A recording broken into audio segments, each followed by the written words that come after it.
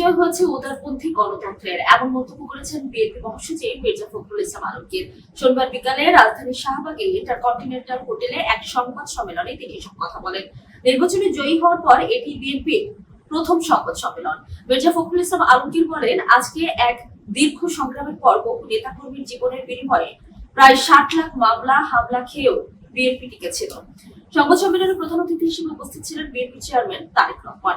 ভিম liquid এখন মাত্র ৫০ টাকা, তেল চর্বি পরিষ্কার করে এক ধোয়াতেই। এ সময় আরো উপস্থিত ছিলেন স্থায়ী কমিটির সদস্য doctor Khandakar Mosharraf Hossain, Mirza Abbas, Gayeshwar Chandra Roy, doctor Abdul Muhit Khan, Nazrul Islam Khan, Amir Khasru Mahmud Chowdhury, Salahuddin Ahmed, Iqbal Hasan Mahmud Tuku, Selima Rahman, major অবসরপ্রাপ্ত Hafizuddin Ahmed, doctor A Z M Zahid Hossain সহ অনেকে।